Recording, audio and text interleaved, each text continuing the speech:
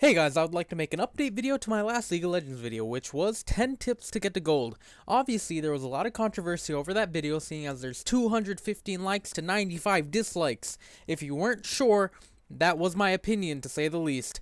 Anyway, those tips work for me, and they might not work for you. But now, I've come with an updated version, as that video was the first time I was ever in gold. I was very bad, and I cannot deny that. That video is over a year old now. You guys pointed out the mistakes I made, so let's move on from that. So I've learned a lot of things since then, and I want to share with you the things that helped me get to gold this season. Now, for this season, when I first started out, the problem was the same champions I'd been using last season weren't working for me this season. So number one is play different champions, and you might be saying, okay, that's super obvious, I knew that, but some people don't. For me, I used to main top, and this season when I did that, I failed really hard. I went 1-9 in my promos and landed in bronze 1. So right away, bronze hell, had to climb out of that. I don't even know where to begin with that. So I decided, well, top isn't working for me. It sure as hell isn't a tilt. It really was a tilt, just to be honest. Maybe I've just grown out of top, although the word grown out may not be so accurate. So what did I do? I changed to jungle. Why did I choose jungle? Why not mid or AD carry or support? In Season 3, I was a mid main. And in Season 4, I was a top main. In Season 5, I'm now a jungle main. So one day, I basically saw an enemy Gragas jungle, and he completely carried his team with his presence in all the lanes that you just don't get with the top laner. Later on, I'm going to be very contradictory with this, with what I've just said. But anyway, it blew me away. I was taken back and I wanted to give jungle a try again. So I first went Jax jungle, and I did really well. But the thing is, don't be like me and go a champion that you don't know how to play in ranked. It's your first time. Don't do that. I did that. But for some reason, it worked out really well for me. In my first 8 ranked games as Jax jungle, I won them all. So right away, I saw a vast difference between top and jungle.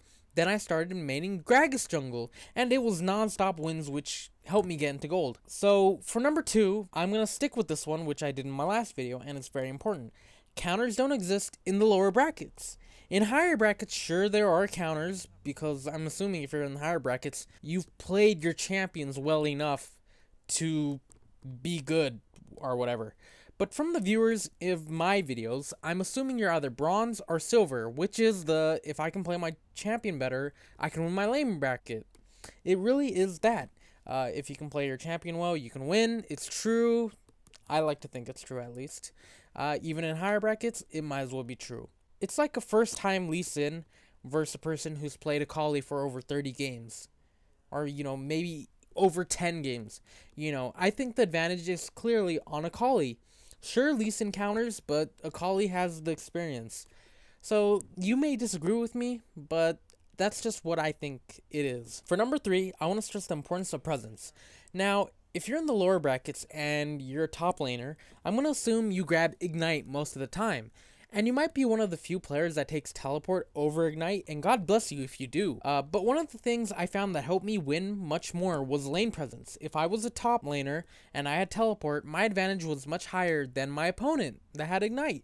Sure, he had the damage advantage, but that won't matter because this is a team game and it's all about team advantage. The reason being so is that if you have the ability to split push and join your teammates if they get into a fight, you are the clear winner. And having that advantage is much more game-changing than having the Ignite. Same thing with jungle. If your ganks fail most of the time, but your presence is in the lane, you're putting stress on the enemy jungler, and it's causing the enemy team to make more mistakes. You just have to cash in on those mistakes. Same thing with mid lane. If your mid tower is destroyed or you destroyed their mid tower, you should be keeping your presence in other lanes whenever you can. Gank frequently for your lanes that are in trouble. This is not a solo game, it's a team game, and I cannot stress that fact enough. Which leads me to my next point, which is feeders and bad teammates exist. It's not your fault if you lose, but seriously, bad teammates exist. In my last video, I said it's your fault if you lose, and you should blame yourself. I want to change that. This season, I have reflected on my own badness, in which I have been bad multiple games. And before I continue on with this, I need to admit, in Season 5, I've gotten into gold twice now. I got demoted out of gold, and then I climbed back into gold. So let me explain before you start, being like, whoa, how bad can you be? I was on such a tilt, I lost about 20 ranked games in a row. I was that bad teammate. I was the shit player that we all get time to time. I lost the game for my teammates, and it's a terrible, terrible feeling. But if you get a terrible teammate, don't yell at them. Don't continue to blame them for being bad. People get bad games, people go on tilts, people play badly.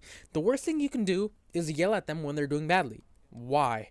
Well, imagine yourself in their position, except let's say it's face to face. If someone started yelling at you, how would you feel? Nervous, under pressure, anxious? So if you're trying to do your job, would you then not make more mistakes because of that added factor? So all I can say is don't yell at the bad players for doing bad that game. Yell at your computer screen all you want, but just don't rage type all over this guy or person or girl or whatever. Instead, encourage him. Say, hey, you made a mistake there. Let's be careful next time. Or, oh man, that was lame. Ha ha ha. Let's not do that again. XD. Just whatever to relieve the pressure off the person. A lot of time when I do bad, it's mainly because I'm under a lot of pressure. Maybe it's the same for you, maybe not. But just don't add fuel to the fire. And finally, my fifth tip would be learn when to Q dodge. This is a very important point that no one ever makes, and I feel it should be stressed more. I would rather wait 5 or 15 minutes to get into a game than waste 20 minutes on a game where I know I'm gonna lose. Just take the 3 LP hit instead of the 14 or 20 hit. It's much more worth it unless you're in the promos, which you're just fucked.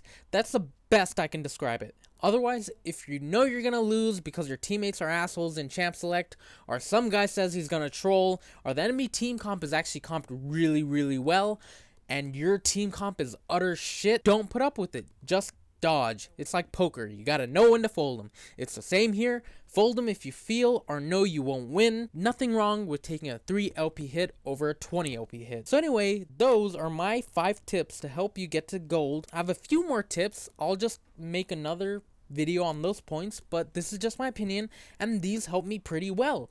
Have a good day. Good luck in getting to gold. Thanks for watching. Subscribe, write a comment. Tell me what worked for you. I'd love to hear. So anyway, Kate, thanks. Bye.